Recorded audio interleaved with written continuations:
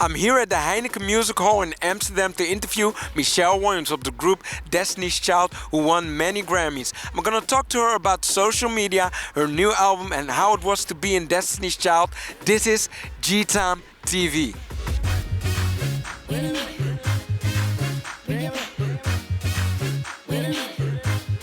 Welcome to the Netherlands. Thank you so much. I'm happy to be here. I bought you something. You already know what it is? I already know what it is. I requested these stroopwafels, right? Did you get them yet or not? Someone brought me some today as well, but this is amazing. I love why am I trying to open this right now, by the way? You're hungry. No, but I'm excited. Thank you so much for these. Did you get to shop at some great stores here? We did some shopping, a little bit of shopping yesterday. We got to walk around a lot, and tonight after the show, we're going to try to get as much in of Amsterdam as we can before we leave out tomorrow. All right, and you know the word stroopwafels. That's the first thing I saw when you were coming here. Uh-huh. Do you know any other Dutch words? You're looking at my notes. What would you like to learn then? Tell me. I'll teach you. How are you? All right. Hallo? Hoe gaat het? What? All right. Let's start with hallo. Hallo. Hoe gaat het? Hoe gaat Het. Hoe gaat het? Your stage name is like Michelle Williams, but your first name is Tanitra. Tanitra Michelle Williams. Why didn't you choose that name as a stage name? Because we'd be sitting here today, me trying to teach you my name as you're trying to teach me Dutch. So Michelle is easier.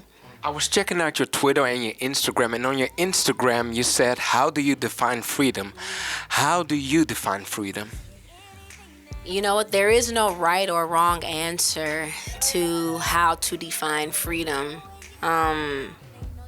And I want people to know that I feel like sometimes if you feel like you can't describe something, you feel like you can't attain it. And there's no right or wrong answer to freedom. To me, freedom could be not caring what people think. Because if you don't care what people think, you're going to keep going, you're going to reach your goals, you're going to go for it. And I think that is definitely a person that is free, someone who knows who they are unashamed. It feels just like fire, fire.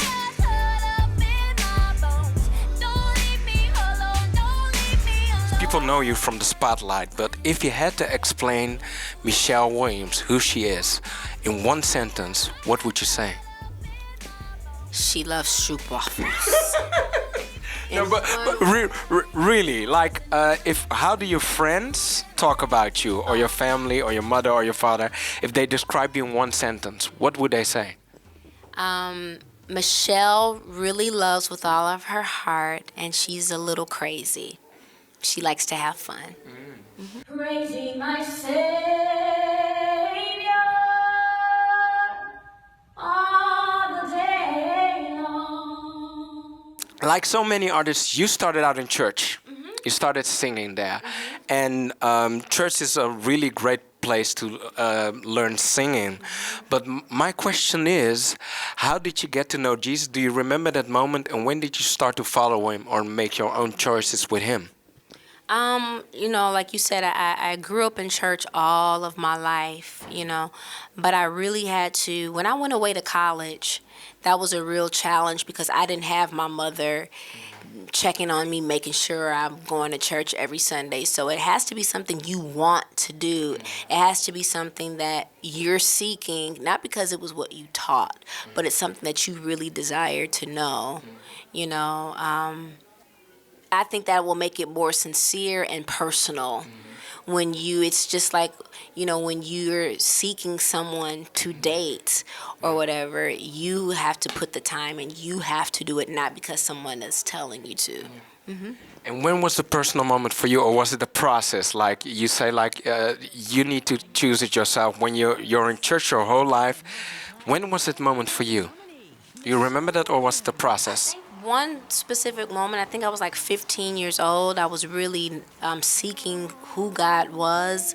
I think God talks to me, and or I have these dreams, and I know that he speaks to me in my dreams. But like I said, college was really where I really got a real amazing relationship with depth, and it's been growing ever since.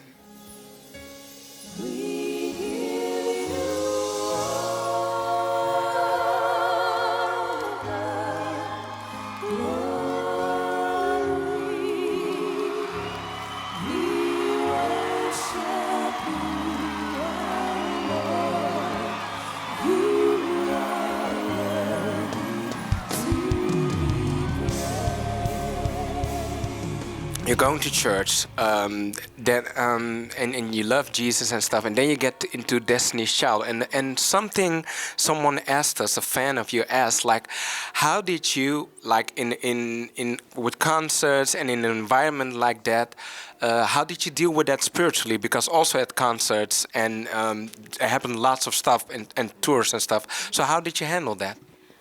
First of all, touring with Destiny's Child was huge, but we had amazing parental figures around us. We had family around us, so we weren't really exposed to what other people were probably exposed to. And I think that's what has kept us sane and drug-free today, So, even 10 years later, as the group has pretty much dissolved, we still keep our family and friends around to keep us safe. I'm not worried about a thing, 'cause I know you are guiding me. Let's talk about the album Journey to Freedom. When Jesus say yes, nobody can say no. When Jesus say yes, nobody can say no. When Jesus say yes, it blew up. Did you expect that? I didn't know, as far as when Jesus says yes, I didn't know what it was going to do, regardless if it had, my sisters on there or not. I was like, well, how will people react to us, singing a gospel song together for my album, But people from all countries, all walks of life and faiths really like that song. So I'm just happy that people are still finding the song, and Yolanda Adams, who's an amazing, famous gospel legend, she told me, she said that I will be singing When Jesus Say Yes for the rest of my life. So get prepared to be, she said, you get prepared to sing that song everywhere you go. So I was like, yes, ma'am. And she's been right. If we had your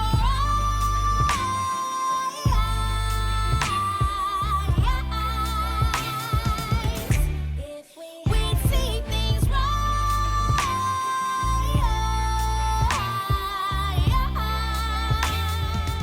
How did you get the idea for the song If We Had Your Eyes? Actually, If We Had Your Eyes was, now that was a song that was written already for me. I loved it. I love what it spoke about. I love how it spoke about not judging someone before you get to know them. And you never know someone's stories. So If We Had Your Eyes was, how can we see people the way God sees people? It's hard to do. Yeah. But it's a process. I think we can have more compassion and love on people.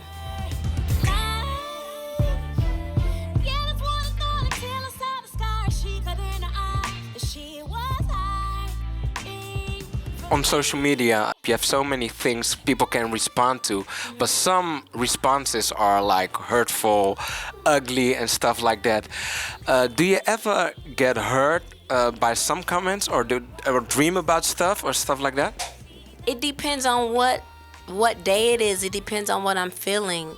Some stuff you just brush it off and you don't even acknowledge it. And then sometimes if I'm really probably already in my feelings about something, I might say something back, but I probably shouldn't, because I hate letting people know that I even saw the comments.